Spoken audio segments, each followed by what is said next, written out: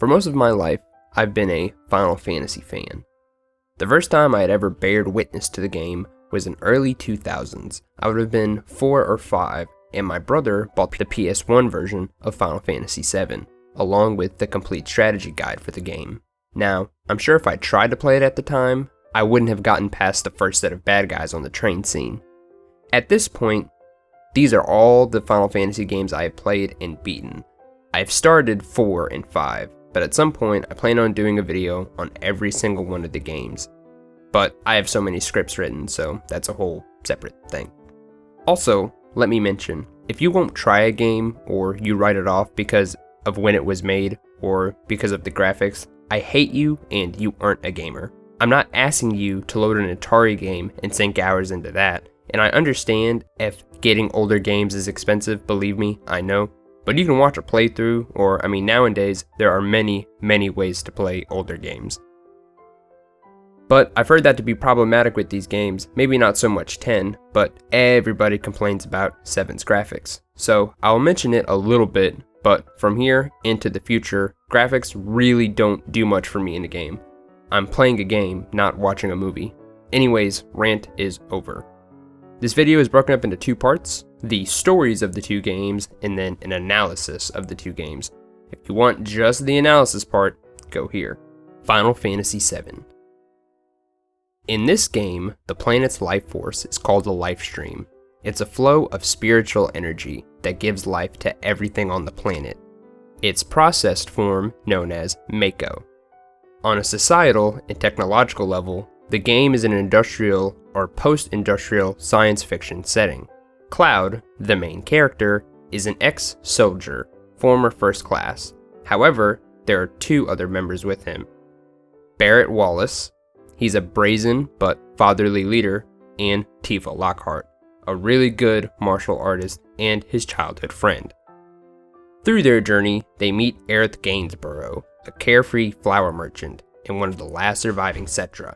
And the Cetra are a race of people who act as caretakers of the planet of Gaia. Then we got us a couple cats, Red 13 and Kate Sith. And I do not care, I'm saying his name like that until I die, not cat shit or whatever.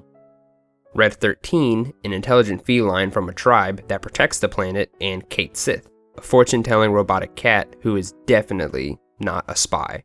And finally, the pilot, Send Highwind, a pilot whose dreams of being the first human ever in outer space was unrealized by the Shinra company. You could also recruit Yuffie and Vincent. They are fine characters, but the overall plot to the game, not very much. The main antagonist of the game, Sephiroth, and yeah, he's just a badass. And up for debate, Rufus Shinra, the son of President Shinra, and later the leader of the Shinra Corporation.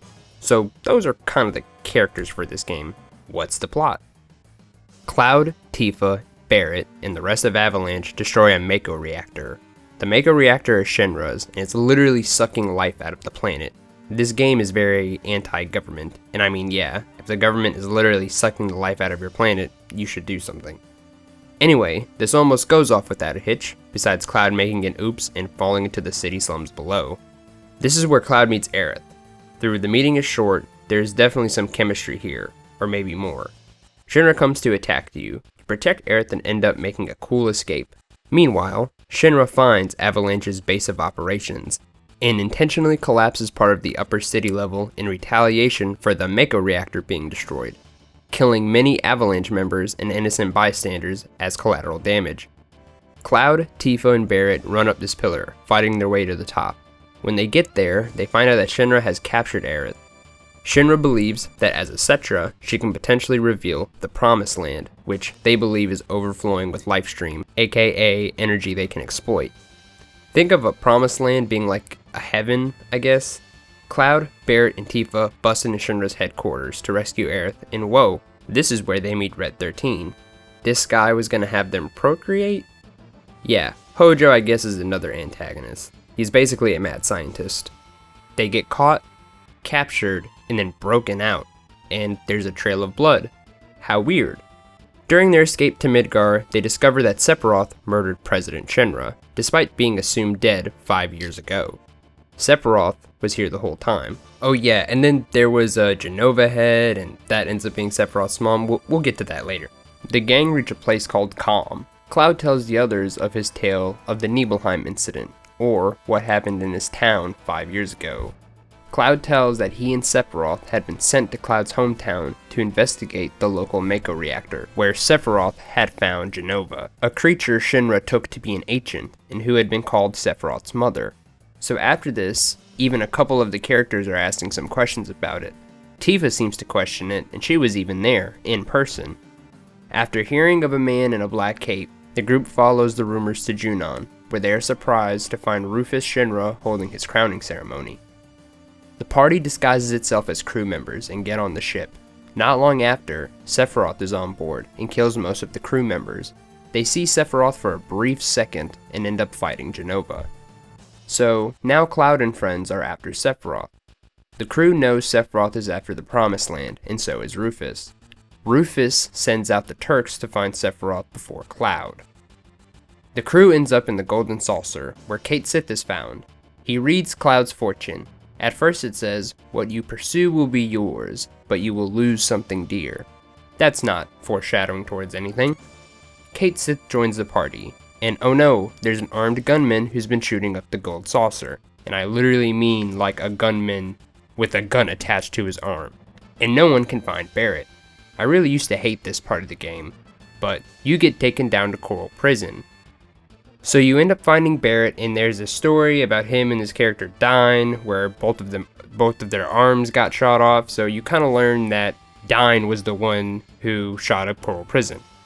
Barret runs away, you find Barret, he fights Dyne gets cooked, and the gang goes back to the Gold Saucer.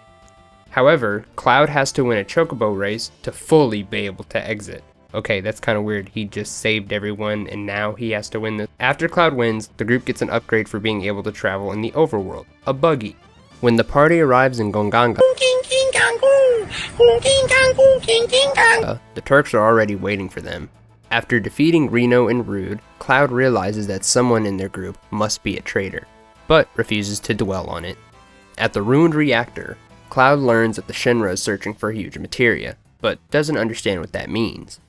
The party continues onto a village where they meet two parents asking about their son, Zack, who joined Soldier years ago but never returned home. Eris instantly knows the name, and the parents ask if she was his girlfriend that Zack wrote them about. Unable to answer, Eris runs out of the house. Eris tells Cloud that Zack was her first love, but 5 years ago he went on a mission and didn't return. Also, not foreshadowing anything. The party continues on their journey, but the buggy breaks down just outside of Cosmo Canyon. Upon entering the town, they learn that it is Red 13's hometown, and that his true name is Naniki. Thank God he kept his new name. Red 13 explains that when his home was attacked years ago by the G tribe, his mother fought bravely, and his cowardly father ran away. With no hesitation, Red 13 runs to his grandfather, Bugenhagen, to let him know he has returned. To everyone's surprise, Bugenhagen was human, but nevertheless, he was the person who was closest to Red 13. Bugenhagen explains that he can hear the cries of the planet, and takes the party into a special device room thing that allows them to view the universe firsthand. Bugenhagen explains that when someone dies, both their body and soul return to the planet. The energy of these souls circle the planet, forming the life stream. It's this energy that allows the creation of life. And without the life stream, the planet would break apart and die. Every day, Mako reactors suck up the spirit energy, taking it away from the life of the planet.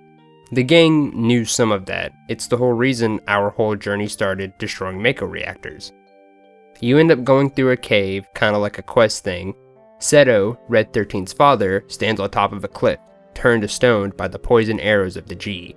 He had risked his life to save Cosmo Canyon and remained there watching over the village. Realizing that he had been wrong, Red 13 howls to his father, proud to be the son of Seto. Even though he believes that the planet cannot be saved, Bugenhagen convinces Red 13 to continue on his journey with Cloud, because he believes that it is important to try. The crew heads to Nibelheim, the place Cloud said was destroyed by Sephiroth those years ago. Cloud and Tifa are shocked to find the town in one piece, as if it was never burnt down. However, they do not recognize any of the townsfolk who claim that Nibelheim was never burned down. A report left by a Shinra employee explains that the town was recreated, but the clones never left. Around the town, Cloud finds these strange cloaked creatures muttering about Sephiroth and reunion. Heading into the mansion, the player comes across the optional character Vincent Valentine. Vincent has no overall impact on the story. Cloud heads for the library, where he encounters Sephiroth. He asks Cloud if he will be at the reunion, but Cloud doesn't understand. Sephiroth explains that Jenova, a calamity from the skies, will be at the reunion. When Cloud realizes that Jenova may not be an ancient, Sephiroth expresses that Cloud doesn't have the right to participate in the reunion. Then why the fuck did he ask? Sephiroth throws a materia at Cloud and flies out of the mansion. The gang travels to Rocket Town, where a huge rocket marks the center of the town. After finding a small plane, the tiny Bronco, they ask the woman of the house, Shira, to borrow it. She refers to them the captain, who is currently working on the rocket. Now, headed up the old rocket, they bump into the captain, Sid Highwind. Sid explains that he is waiting for Rufus to arrive with some news about the space program. When Cloud asks him to borrow the tiny Bronco, Sid refuses, and the party returns to Shira. She goes on to tell them that Sid was meant to be the first man in space, but Shira insisted on checking the oxygen tanks for safety. He was forced to abort the launch to save her life, and his dream was never realized. When Rufus arrives, he informs Sid that he has no intention of reopening the space program, but only came to use the tiny Bronco. Why the fuck does a governor-type guy need to use the tiny Bronco? Meanwhile, Palmer sneaks into the yard attempting to steal the plane, but the party intercepts him. Palmer is a minor antagonist and works with Shinra, but he is mostly just a lame-o. Not able to stop the plane, the party hops on. As the plane whizzes past Sid and Rufus, Sid jumps on. The Shinra infantry open fire on the tiny Bronco, and it crashes into the ocean. Sid decides to join the party, and they use the tiny Bronco like a boat. The party learns about the Temple of the Ancients, and that they need a key to get inside. Who has this key? Dio, the guy from the Golden Saucer. However, you have to do some battles to earn it. The crew decide to stay the night, and Cloud goes on a date with any one of the characters, yes, even Barrett. It just depends on your choice of conversation. At the end of the date, they spot Cait Sith acting suspicious. They follow him and witness him giving the keystone to Shang. Cait Sith admits to being a spy, but insists that he admires the group's resolve. When Cloud refuses to let him rejoin the group, Cait Sith plays a tape of Marlene being held hostage. Wow, that is a sneaky cat. The next morning, Cait Sith joins the party and tells them the location of the temple. When they arrive, they proceed inside and find Sang seriously injured. He turns over the keystone and tells them that Sephiroth is inside. He reveals that Sephiroth wasn't looking for the Promised Land after all. Deeper in the temple, Aerith finds a pool, a living consciousness of the Cetra. They show the party a vision of Sephiroth deep in the temple, seeking to become one with the planet and cutting down Sang. When they reach the inner room, Sephiroth is still there, and explains to them that when the planet is wounded, it gathers spirit energy to heal itself. With an injury large enough to threaten the very life of the planet, a massive amount of energy will be gathered, and Sephiroth plans to absorb it and become God. Sephiroth reveals that, with the black materia, he can summon the ultimate destructive magic, Meteor. Sephiroth then vanishes, and Cloud grabs his head and madly repeats Sephiroth's words. He quickly recovers, unaware of his strange behavior. Upon examining the model of the temple, the party realizes that the temple itself is the black materia. In order to obtain it, someone must solve the puzzle, and the temple will shrink, killing the person inside. Cait Sith sacrifices himself to obtain the black materia, but immediately after, a new Cait Sith is sent to join the party. Cloud picks up the black materia, but when Sephiroth returns, Cloud separates from himself and hands over the black materia. Sephiroth vanishes, and Cloud loses control of himself. He clutches his head and tries to attack Aerith, and Barrett knocks Cloud unconscious. Now, in a dream state, Cloud sees Aerith. As the last of the Ancients, she tells him that she is the only one who can stop Sephiroth. Aerith runs through the forest, and Sephiroth appears before Cloud. Sephiroth says that they are going to have to stop her if she interferes. When Cloud wakes up, he is in Goganga. Tifa and Barrett tell him that Aerith is gone, but he already knows. Cloud says that he has no intentions of going after her because he may lose control again. Tifa and Barrett each try their own way to convince him to join them. Eventually, Cloud agrees to continue the journey. The crew goes into the White Forest after annoyingly finding this lunar harp. Then they see Aerith, praying at the center of the pillar. Cloud reaches for her and begins to draw his sword, as if he's being controlled. He snaps out of it at the last second. Sephiroth suddenly drops from the ceiling and drives his sword through Aerith's back, killing her instantly. As he pulls his sword out, her body falls toward the ground. A small green materia falls from her ribbon and bounces into the waters below. Cloud goes for her and holds her lifeless body. Sephiroth starts saying non-important things like where he's about to go and how he's going to become full power, and Cloud just tells him to shut up.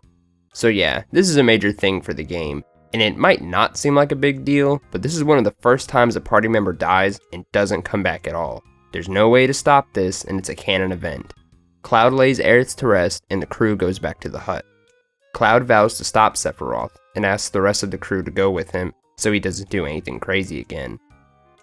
That night, Cloud has a dream that Sephiroth is headed north, an icicle landscape, and that is where the crew heads. They come upon a snowy village. In one of the houses, Cloud finds old videos belonging to Professor Gas.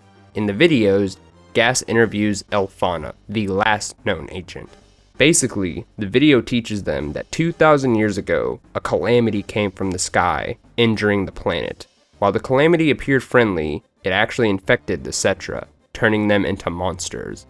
The calamity came to be known as Jenova, who at this point we are told is Sephiroth's mom, who, she explains, was misidentified by Gas as a Cetra, so Jenova is a non-Cetra. When Gas asks about weapon, not like the gun weapons, Elfana describes them as things created by the planet to get rid of threats to life's planet.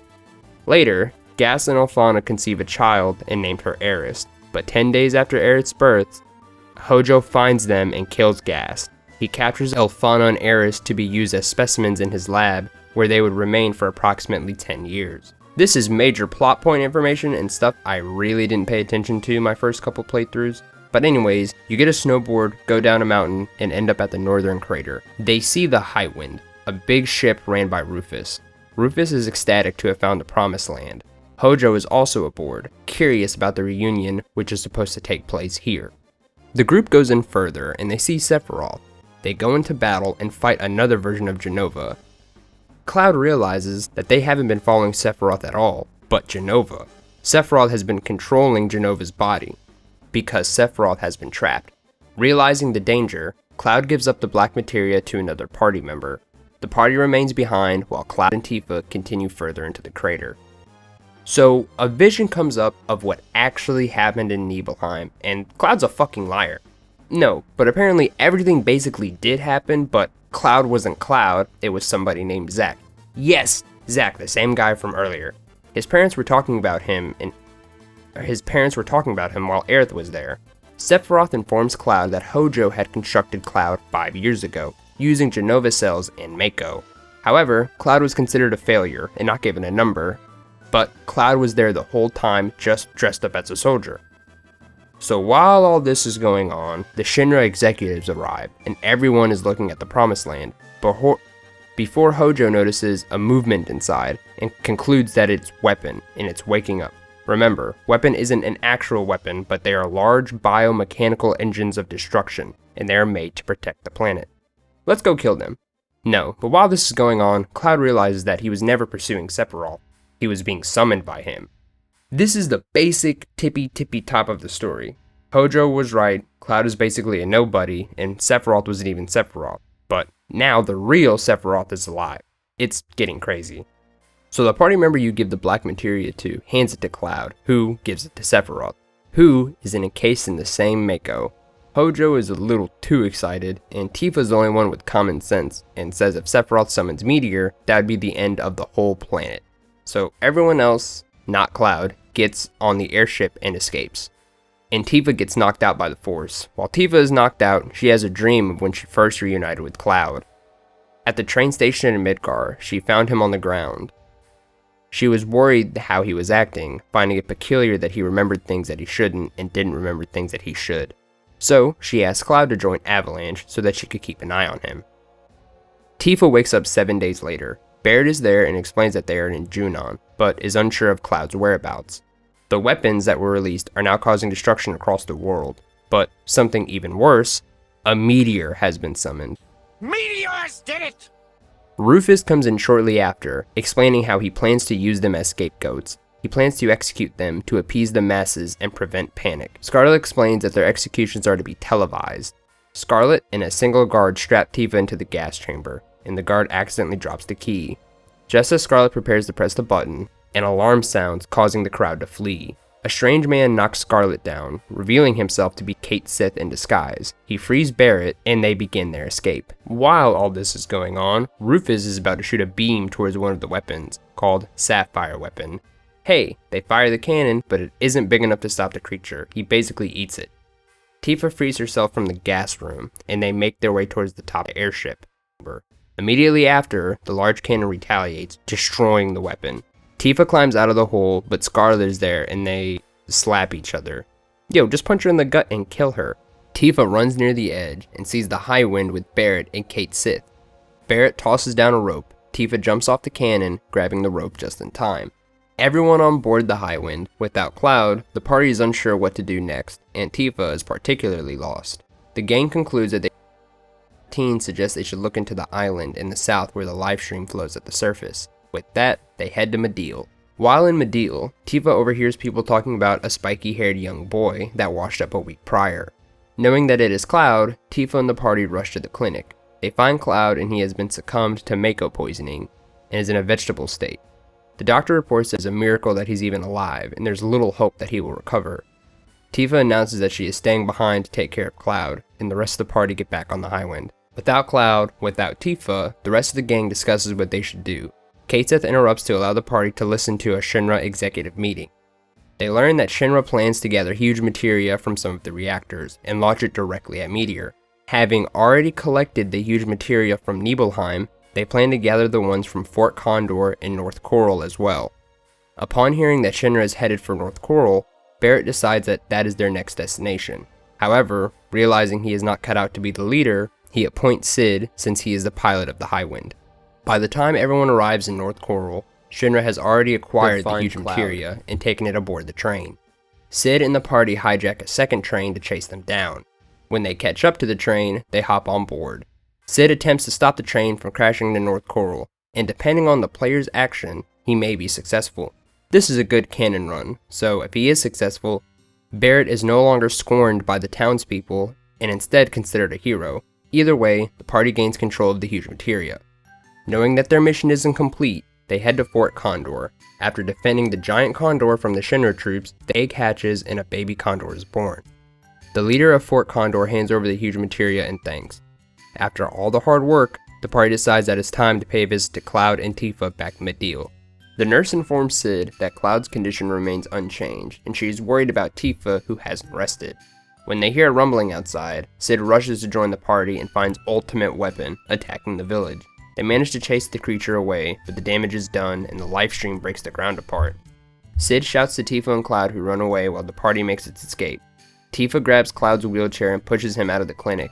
As she runs, the ground breaks apart and they fall into the live stream below. Tifa finds herself completely surrounded by darkness. She argues against a voice that only she can hear, claiming that she's been able to confess all the things she has been hiding from Cloud. She ends up in Cloud's subconscious. For a little bit of connect, you gotta remember earlier when Cloud was talking about his memories in the Nibelheim incident. He was there as a Shinra soldier, but he doesn't remember what happens when he went to fight Sephiroth. They revisit the memory of the Nibelheim incident, and after she is cut down by Sephiroth, it is the black-haired soldier who comes to her side. Cloud remembers that it is Zack who was in Nibelheim that day. Zack was the only one who attacked Sephiroth and got cooked. Zack, badly wounded, told Cloud to finish Sephiroth off. When Cloud runs after Sephiroth, Sephiroth impales him with the Masume, and it lifts him off the ground. However, Cloud is able to get back to the ground, instead lifting Sephiroth in the air. Cloud threw him over the edge, and Sephiroth fell into the livestream below. Having all the memories restored, Cloud's separated personalities combined, and Cloud is able to reform. Together with Tifa, he leaves the livestream. They wake up in the ruined village of Medeal, surrounded by their concerned friends. He tells them that they took the stories from his friend Zack and incorporated them into his own memory. Because of the experiments with Genova cells and Cloud's own weakness, Sephiroth was able to control him. Cloud apologizes to his friends, but they are all just happy to meet the real Cloud. Cloud reassumes leadership, and the party resumes their mission to Sephiroth. The party still has to track down the last huge materia located in Junon. They head to the underwater reactor and engage Shinra in a submarine chase. Shinra escapes with the huge materia and heads to Rocket Town. Wanting to protect his rocket, Sid and company fight their way onto the ship. Shinra plans to use the rocket to launch the huge materia at Meteor, and Palmer launches the rocket with the party on board. The controls are locked, but Sid has an escape pod for emergencies. The party grabs the huge materia, they pile into the escape pod, and launch away from the rocket. Sid's dream is finally realized as he watches Shinra number 26 head for Meteor. As the escape pod hurtles towards the planet, the rocket crashes into Meteor. A few pieces of Meteor break off, but it wasn't enough to stop it from the course.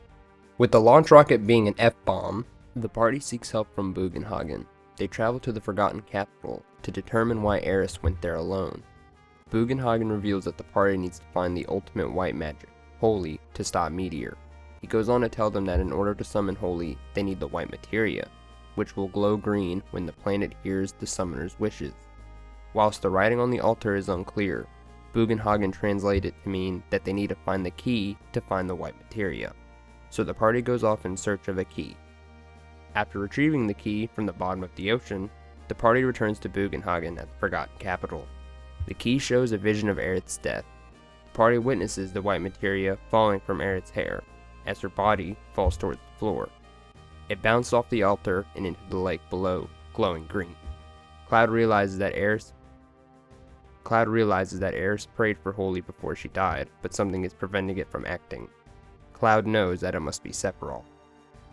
Cait Sith informs Cloud that the large cannon has been moved to Midgar and has been named the Sister Ray. Shinra plans to use the cannon to destroy the barrier around the northern crater, which is where Sephiroth is. Diamond Weapon begins heading to Midgar. The gang tries to go stop it. However, the Sister Ray is fired at Weapon. At the same time, Weapon shoots fire towards Midgar. The beam of the Sister Ray passes right through Diamond Weapon, destroying it. The beam of energy continues right into the barrier around the northern crater, destroying it as well. Meanwhile, the other executives are elsewhere. Rufus watches from Shinra headquarters as both the barrier and Weapon are destroyed. However, Weapon's attack managed to clear the beam and continues to head directly for the headquarters. The blast hits the building, consuming Rufus in the fiery explosion, presumably killing him. Realizing that the barrier's gone, Cloud determines that they may be able to reach Sephiroth. Cait Sith informs them that with the president's death, the executives are in disarray. Headgear appoints himself in charge, and Hojo has taken control of the Sister Ray. Scarlet has realized that Reeve is the person controlling Cait Sith and places him under arrest. As he is taken away, Reeve pleads with the party to stop Hojo from using the Sister Ray. The team parachutes from the High Wind down into Midgar on their way to the Sister Ray. They run into Scarlet and Headgear, who have developed a new weapon, Proud Claude. They attack the party, but are defeated. Proud Claude explodes, killing both Scarlet and Headgear. The party makes their way toward the Sister Ray control panel, where Hojo is attempting to send the cannon's power to Sephiroth. With the majority of Shinra executives dead, the party wonders if this is the end for the Shinra company. The party gathers on Highwind with only a few days before Meteor impacts the planet. With the final battle ahead of them, Cloud advises his friends to go and find their own reasons for fighting. When they return, if they choose to do so, they will go straight and fight Sephiroth together. The party goes their separate ways while Cloud and Tifa stay behind, with nowhere else to go. Cloud and Tifa will speak to each other under the Highwind, and I'm pretty sure they have sex. When they get back to the Highwind in the morning, they find that it's empty. However, when the ship begins to move, Tifa and Cloud rush into the cockpit, where they find all of their party members waiting for them. The party heads into the North Crater and makes their way down to the center of the planet, where Sephiroth is waiting. They find him standing in front of a white light they believe to be holy. Sephiroth transforms into a monster and attacks the party. Sephiroth turns into the one-winged angel, but is defeated again. When they finally defeat Sephiroth, Cloud determines that it is up to Holy to save the planet. But Cloud clutches his head and falls to his knees, saying he can still feel Sephiroth's presence. He is then separated from his body and taken into the life stream. There, he encounters Sephiroth once again, but defeats him with Omnislash, his final limit break. The party escapes the northern crater as Meteor presses down onto Midgar. The city begins to crumble, but Holy shoots from the northern crater, forming a barrier between Meteor and Midgar. However, Holy is too late, and Meteor breaks through the barrier. Just as the party gives up hope, Green swirls begin to form all over the planet, rushing towards Meteor. The lifestream clashes with the meteor, creating a blinding white light. Eris's face appears amidst the light to illustrate her guiding the lifestream and saving the planet.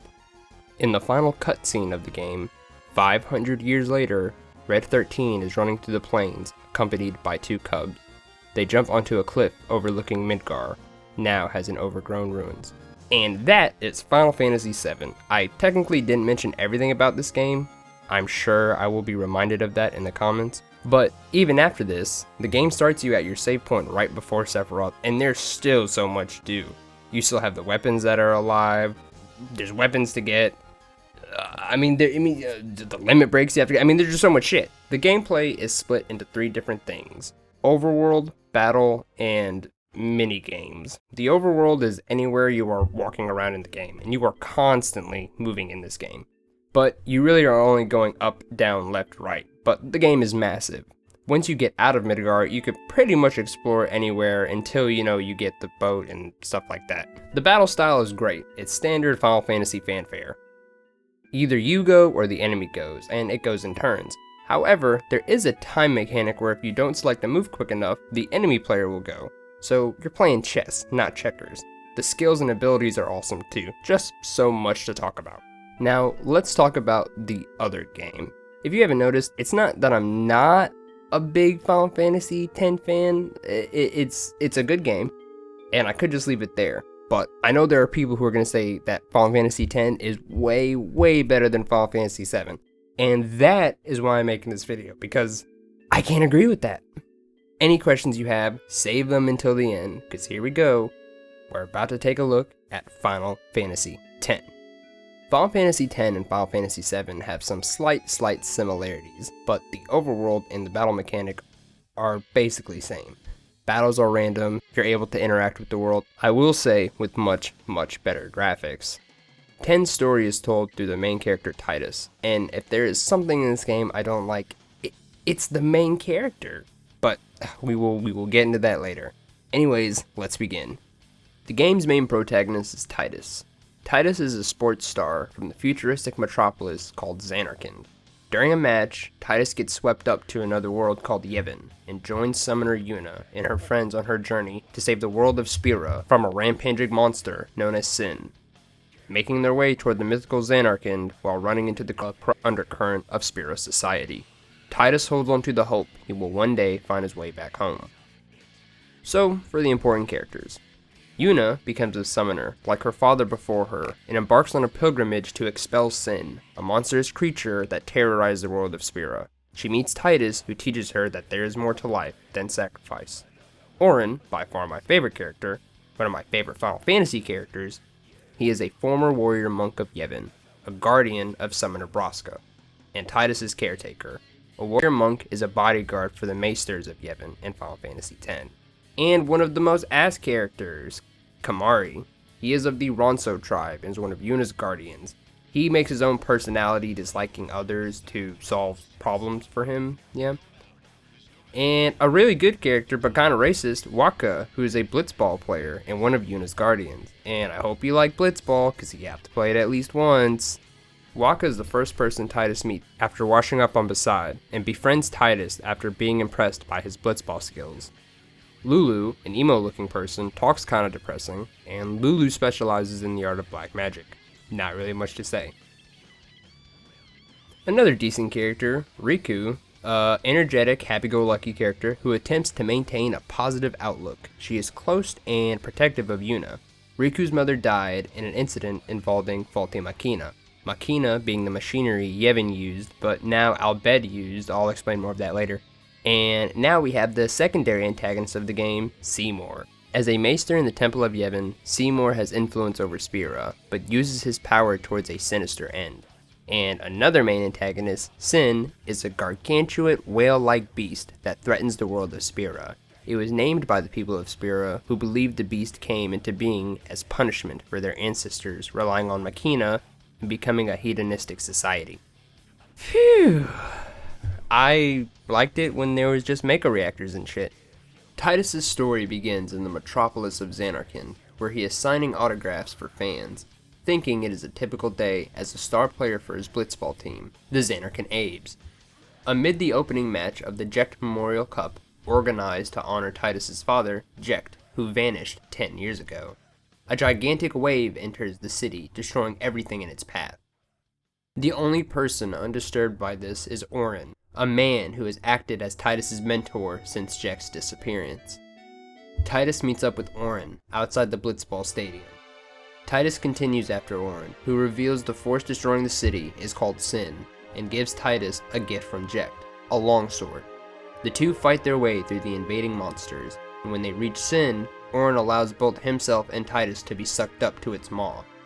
Titus loses consciousness, but not before glimpsing a vision of his father. When Titus awakes, he finds himself in a temple ruin where he sets up a camp.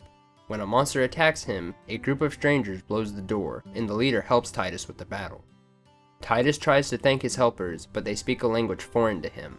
The people capture him and bring him to their ship, where the leader, a girl named Riku, says they are Albad, people who use the forbidden machina technology. For Titus to stay, he must accompany Riku on an underwater salvage operation of an ancient airship. Afterward, Titus tells Riku about his life in Xanarkand. Riku is reluctant to believe him, asking if he breathed in Sin's toxin, which is known to induce amnesia. After Titus assures he was telling the truth, Riku decides to take his word, but not before telling him that Sin destroyed Xanarkand 1,000 years ago. And since Xanarkand is a holy place, it would be wise to not tell any Yevonites about his life there. Shortly after, Sin appears and knocks Titus off the salvage ship. Titus wakes up on a sunny beach and is glad to see something familiar, a group of islanders playing blitzball. After showing off his skills, the islanders flock around him, and the leader of the group, Waka, explains Titus has arrived at Beside Island. He is unnerved when Titus mentions his home city as Xanarkand and chalks up Titus's behavior to his recent encounter with Sin. Waka explains that Sin is a monster that rose 1,000 years ago, destroying the Machina cities, including Xanarkand, as a result of human crimes and use of Machina. Waka leads Titus to Beside Village, hoping to have him join his blitzball team.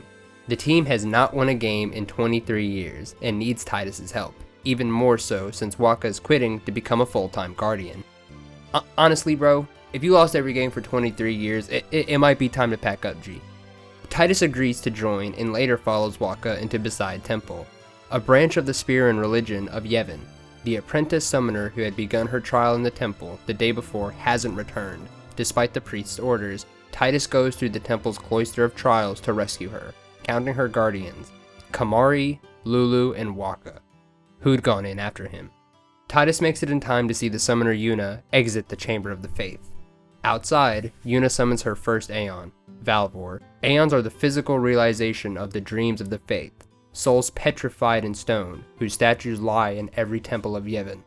The Faith communicate with summoners who pray to them within the temple's chambers of the Faith and establish a mental link with the summoner. Through this link, the Faith gives their dream a physical form, an Aeon, powerful creatures only a summoner can use in battle. Later, Yuna wishes to hear more of Titus' story. Afterward, he overhears Lulu berate Waka over his interest in Titus, since he believes Waka is only protecting him out of the memories for his deceased brother, Chapu, whose face resembles Titus's. The Guardians head out with Yuna on her pilgrimage, a sacred journey across Spira to defeat Sin, which is in fact the game's main goal. Waka takes Titus along out, in the hopes somebody will recognize him at the Blitzball tournament in Lucca. They set out on the SS Leaky to reach Kilika, and Titus and Yuna get a chance to talk. Yuna believes Titus' story, partly because 10 years ago, a man named Jecht worked as her father's guardian. Yuna is the daughter of High Summoner Broska, the last person to destroy Sin. During the journey, Sin appears, and the party fights it, but fails to stop it from leaving Kilika Port. In Kilika, Yuna performs the Sending, guiding the souls of the dead to the far plane. Those who die in Spira can leave behind fireflies, the spiritual energy that compromises everything in Spira. Unless a summoner sends the fireflies of the dead, they can become fiends, the primary monsters of Spira. The next day, the group enters Kilika Temple to gain the Aeon Ifrit. Though Titus was to stay out of the Cloister of Trials, as he is not a guardian, he is tossed in by the Guardian of Summer, Dona, who sees Yuna as a rival. Nonetheless, Yuna obtains Ifrit. Oh yeah, I hate to say it, the summons in 7 were awesome. Yeah, the cooler ones had long cutscenes, but that's the name of the game. If you want to use a cool summon, it's going to be a long cutscene. In this game, they are called Aeons. Kind of relates to the story, but the only 2 awesome Aeons are Anima and Bahamut. And what the fuck is this? The pilgrimage moves to the city of Luca, the second largest city in Spira, where a blitzball tournament is taking place. Maester Seymour and the Elder Grand Maester Yo-Mika overlook the competition, which is honoring Mika's 50th year as Grand Maester. During the first match, Yuna learns of Auron's presence in Luca. Auron is a legendary guardian to her father, Braska. She has Titus and Kamari help her look for him. Kamari's rival Bonzo, Byron, and Yenke appear to harass him. The Albed Sykes blitzball team kidnaps Yuna to force the Aurochs into surrendering the match. While Waka handles the game, Titus joins Lulu and Kamari to rescue Yuna from the Albed ship, and learns Yuna is a half Albed. Lulu sends a signal to Waka, who wins the game, ending a 23-year losing streak without Titus's help. The next blitzball match is against the Spiran champions, the Luca Goers. After the game, a group of fiends attack the stadium. Titus and Waka fight the beast with surprise aid from Auron. Seymour's Aeon, Anima, dispatches the rest, and Yuna is among the spectators left in awe of the Aeon's power. When Titus and Auron are alone, Auron explains how he, Jecht, and Braska defeated Sin 10 years ago, and claims that Sin is Jecht. Dumbfounded by this apparent impossibility, Titus refuses to accept it. The crew continues up to Mihin High Road, now with 2 guardians. Now with 2 new guardians, Auron and Titus. When the party spends the night at Ren's travel agency, Yuna explains the goal of the pilgrimage to Titus, to go to Zanarkand to obtain the final Aeon, which can destroy Sin. At the Highwind's North Gate, the group is barred entry because of Operation Mihin. Nevertheless, Seymour gets the Crusaders to let Yuna and the party pass. The Mushroom Rock Road is under occupation by the Crusaders, the military arm of Yevon's clergy, under the command of Seymour and his fellow Maester, Auron's former friend, Wen Kenok. The Crusaders joins forces with the Albed to defeat Sin. Operation Mihin involves using a Sin Spawn as bait to draw to Jose, then attack it with a machina said to be as powerful as the Aeons. Waka brings orthodox to Yevon's teachings and resentful of the Albed. Waka is furious over the plan. Auron stands back, knowing the plan will fail. The operation is a disaster. Hundreds of Crusaders die, and Yuna must again perform the sending. Yevon covers its involvement by blaming the defeat on the Crusaders' hearsay. Auron explains to Titus the reason Sin came to the operation was to see his son. The party enters the Jose Temple to gain Aeon Lexion, where they meet fellow summoner Izaru. That summoners on pilgrimages are disappearing. The party continues to the Moonflow, while crossing the river on a Shopuf. Waka points at the sunken ruins of a city as an example of what happens to people who use the Machina, and Albed abducts Yuna into the water. But Titus and Waka destroy the Machina, holding Yuna captive and rescue her. Reaching the other side of the river, they run into Riku, Yuna's cousin, who was the destroyed Machina's pilot. Not wanting to upset Waka, Titus and Lulu keep him in the dark about Riku and Yuna's lineage. Riku joins the party as Yuna's 6th guardian, with Auron's blessing, who was also aware of her race. The party moves to Guado Solemn, the city of Guado, of which Seymour is their leader, as he is half Guado, half human. He invites the party to his mansion, where he tries to woo Yuna and shows them a spear recording of what appears to be Titus's Zanarkand, a glittering metropolis from 1,000 years ago. Within the vision is the first summoner to defeat Sin, Lady Yunalesca, and her husband, Lord Zaon. Seymour proposes marriage to Yuna, but she avoids answering. Instead, she takes her group to visit the Far Plane, the land of the dead that exists inside Spira, where fireflies gather to form images of the dead from the visitors' memories. Riku believes it is to be nothing but an illusion and chooses not to enter. Auron stays behind as well, though he does not give a reason. Inside, Titus finds Jecht did not appear, meaning he may still be alive as Sin. Titus accidentally summons the image of his mother, who, as Yuna explains, must have accepted death and entered the Far Plane without needing ascending. One of the reasons Titus resents his father is that his mother had lost the will to live after he went missing. Seymour's father, Jiskal, leaves the Far Plane as an unsent, a ghost created from a person who dies an unclean death. Yuna sends Jiskel, and during the ceremony, Orn falls upon his knees, significantly weakened. A sphere recording appears from the unsent, which Yuna snatches up. While Yuna enters the Guado Manor, intending to discuss Jiskel, has already left for Macalania, where the group heads next. Riku panics when the group reaches the Thunder Plains, and halfway across, they stay at Ren's travel agency to calm her. Riku has a severe astrophobia, a fear of thunder, left over from the past mishap with when her brother aimed a thunder spell at an attacking fiend, except it missed and hit her instead. While staying at the agency, Yuna privately views the contents of Jiskel's sphere recording, before the group enters the Macalania woods. Yuna announces she will accept Seymour's offer of matrimony. Orn guesses Yuna is hoping to negotiate something with Seymour, and that she doesn't want the others involved. While passing through the Macalania woods, Orn hacks his way through an overgrowth side path, revealing a spring of firefly-infused water used to create spheres. After fighting the sphere morph, a movie sphere from Jecht is left behind that shows snippets of Braska's pilgrimage. It includes a sentimental message from Jecht to Titus. Orn explains Jecht had accepted his fate to remain in Spira and assisted Braska in defeating Sin, and later tells Titus that Jecht loved his son, but didn't know how to express it. Titus is unsure how to react, as the main things he remembers of Jecht are the times he used to reproach him. After leaving the woods, the group is met by Traumil, Seymour's butler, who leads Yuna into the Macalania temple to prepare for the wedding. The Albed ambush them with Riku's brother among the group. The Albed try to stop Yuna's pilgrimage by unleashing the powerful crawler, which Yuna's guardians destroy. Waka learns Riku is an Albed, and expresses his disgust at the heathen, angry that no one is taking his side. Waka heads to Macalania temple on foot, while the others ride on Machina sleds. If Titus rides with Riku, he'll learn that Riku and Yuna are cousins. Riku explains the Albed went to protect the pilgrimaging summoners because they disagree with the summoners sacrificing themselves to bring happiness to Spira. If he rides with Lulu, Titus comes to understand Waka's hatred towards the Albed, which stems from the way Waka's brother Chapu died, while wielding a forbidden Machina weapon of Albed origin. He asks Lulu if a human can become Sin, and she finally believes Titus comes from another world. At the temple, the party comes upon the sphere Yuna had retrieved from the unsent Jiskel. It shows Seymour murdered his father to succeed him as Maester and the leader of Guado. The party confronts Seymour outside the Chamber of the Faith, and with the new Aeon Shiva, is forced to kill him when he turns on them. An angered Traumel takes away Seymour's body before Yuna can send him, and breaks the spear that proves Seymour's crimes. Now dubbed traitors, the party flees the temple with Guado soldiers in pursuit. They escape when a Yeti-like fiend sends them plummeting through the ice of the frozen lake Macalania. They land on top an underground mass near the bottom of the temple. Yuna reveals that in exchange for marriage, she was hoping to have Seymour turn himself in for his crimes.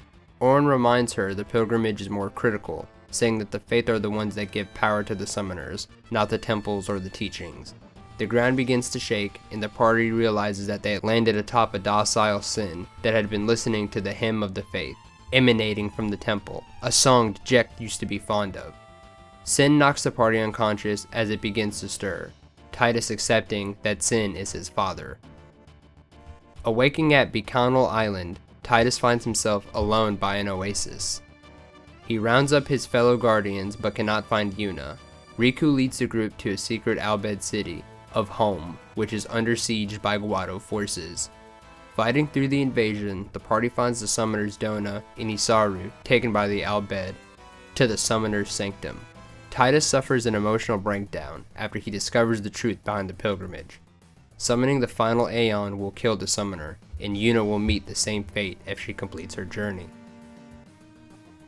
The group aboards the Albed airship, the Fahrenheit, captained by Riku's father and Yuna's uncle, Sid.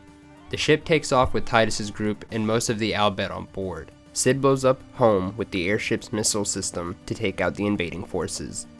The party learns Yuna has been taken by the Guado to the now unsent Seymour to be married.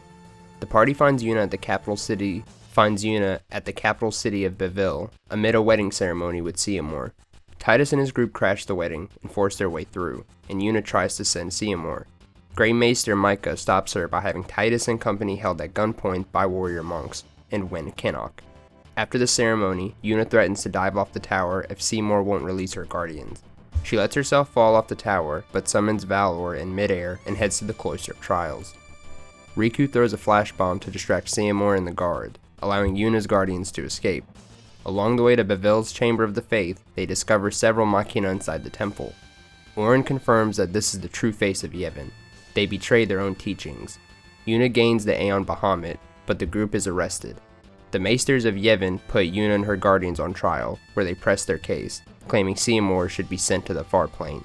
Grain Maester Micah reveals he is also an unsent, and it seems they are without allies except for the Ronzo Maester, Kelk Ronzo, who leaves Yevon, troubled by Jiskal's murder. While imprisoned, Auron tells Tidus about the Spiral of Death that traps Spira.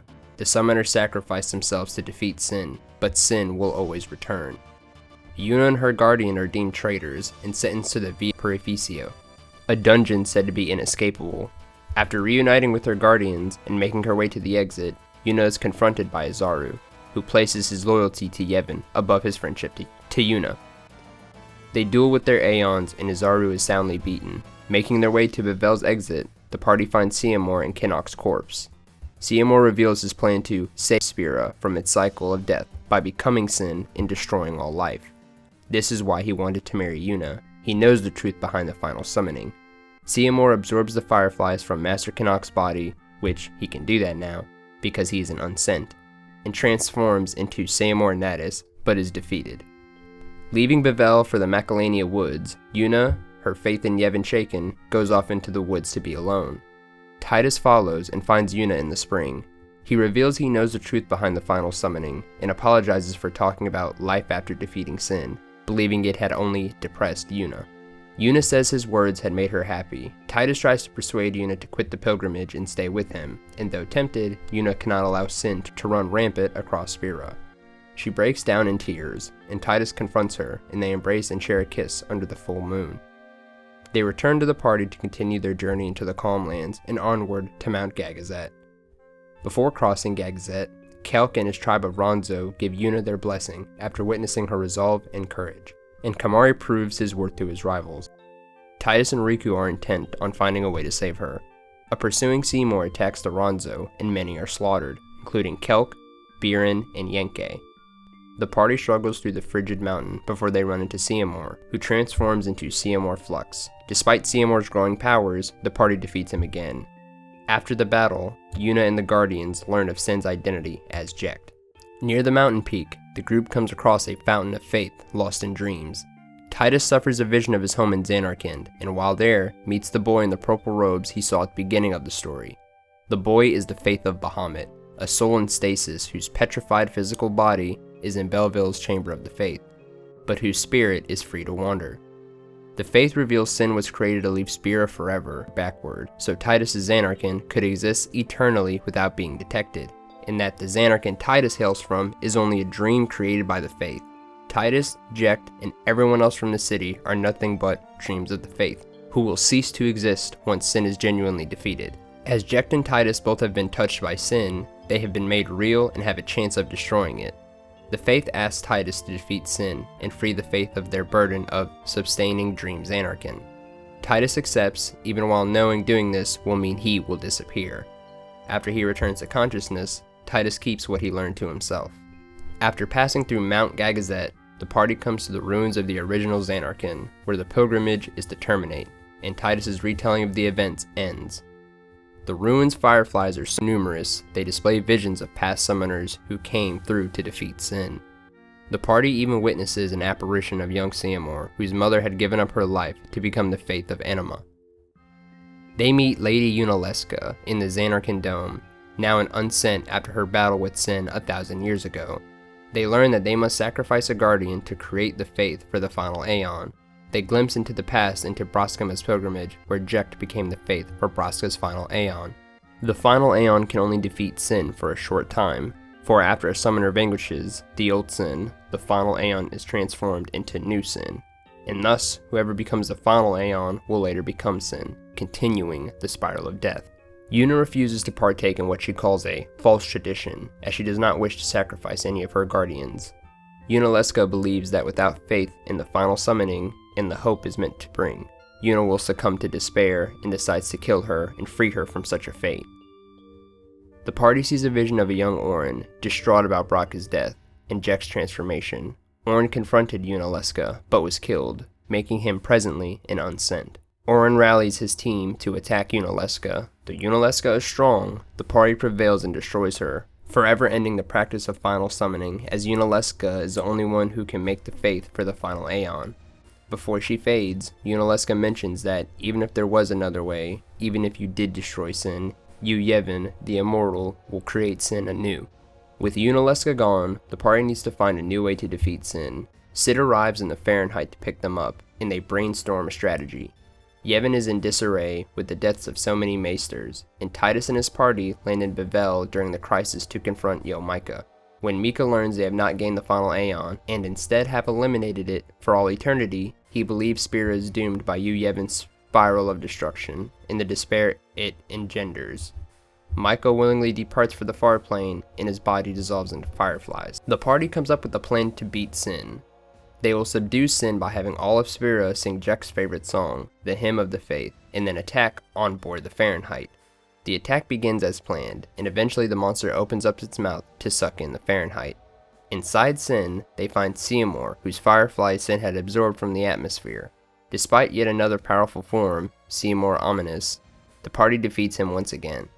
Where nowhere for him to run, Yuna sends the rogue maesters before disappearing. Seymour is glad it was Yuna who had sent him, but believes that even if they defeated Sin, Spira's sorrow would continue.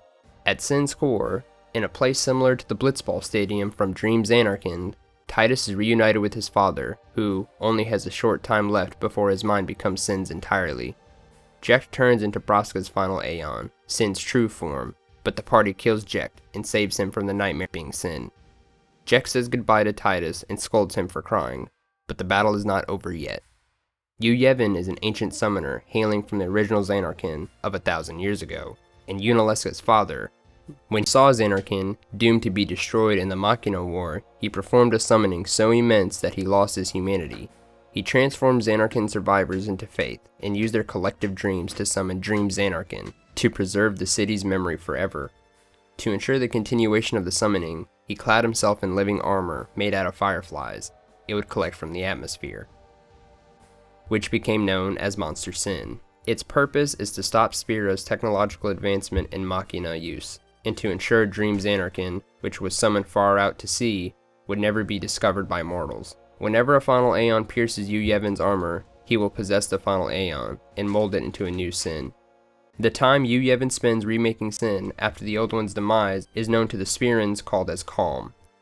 The Yevon Temple arose to defy the phenomenon, all the while knowing the final summoning will never defeat Sin permanently.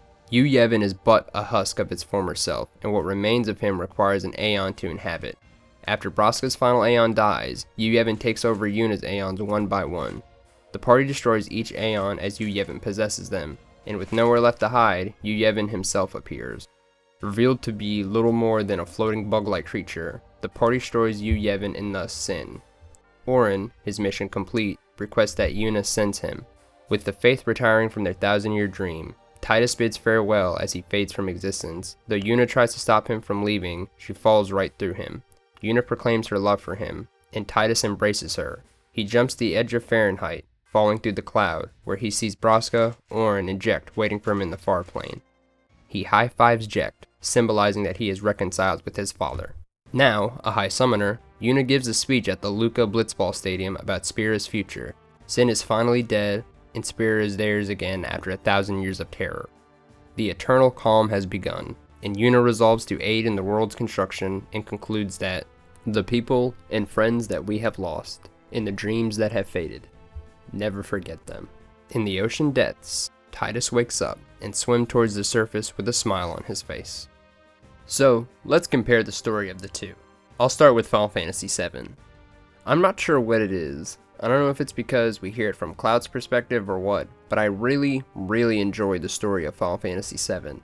Not saying the story of Final Fantasy X is bad, I just don't think it's better than 7's, or 9's for that matter. Seven's world is an industrial fantasy world. I enjoy the game starts out with this major plot against a government corporation, and up until the last 30 minutes of the game, until it's all finally realized. 7 explores death as irreversible and traumatic. Aerith's death is sudden and permanent, emphasizing loss and environmental fragility. After Aerith's death, nobody knows what was going to happen. Was another party member going to die? Our main character, Cloud, suffers from fractured identity and false memories. His journey is about reclaiming personal truth after psychological collapse. And it's really not until halfway through the game he gets decent closure on who he is and what his mission is. What I love is that Cloud wants to save the world, yeah, but his main goal is to defeat Sephiroth. You gotta remember, in Cloud's head, this guy burned down his town and killed everyone he knew. Another thing about 7's story is I actually enjoy everyone's little side missions. Barrett with Dyne, Yuffie with the fucking Y2 shit, and Red 13 in Cosmo Canyon. I could go on. They are just tiny parts to the major part of the story. Now back to 10. Set in Spira, a world shaped by religion, ritual, and tradition, I want to say the game's main person is Tidus, but the game really focuses on Yuna. This may also be because Tidus is a displaced outsider from another time or world.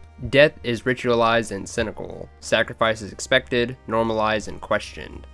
Especially the idea that peace requires repeated martyrdom. The summoners are expected to make the pilgrimage and are expected to sacrifice one of their bodyguards, and it's really weird nobody started questioning it until now.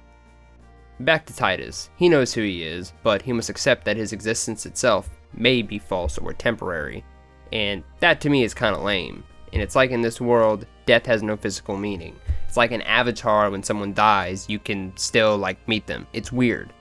Earlier I had quickly brushed over Final Fantasy VII's battle style, not to be mixed with the overview style, which is what we see when you're walking around. Getting into battle is different. It's an active time battle. That means there's a little bar that's always going. If you don't make a decision quick enough, the enemy team will go and take its turn. Things are faster and more chaotic, especially in later fights. Timing matters. Enemies can act while you're choosing commands. What you do and how quickly you do it matters. With Final Fantasy X, you're at a restaurant choosing from a menu. There's a bunch of pre-selected menus and you know which order they go in. There's no pressure. It feels slower, more tactical, more transparent. Planning survival ahead is core to success. I would say that 10 is, just definitely more tactical. For 7, the characters are defined by materia, not innate abilities. Any character can fill almost any role, mage, healer, support. Materia levels up through use. Now that's not talking about people's limit breaks or a character's special move. They're kind of special to that player. Like Barrett's attacks does good amount of damage to a group of enemies, and Aerith's, for the first part of the game, heals the team or gives them a boost. In 10s, we have Overdrive, and I don't mind them, I just don't care for them as much as 7s. I do enjoy the system of choosing how you get the Overdrive filled.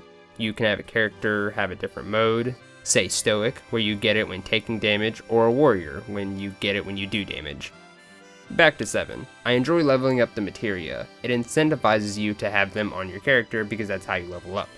In 10, each character has a role, and usually start with or gains different magic or abilities based on them. I know that's confusing.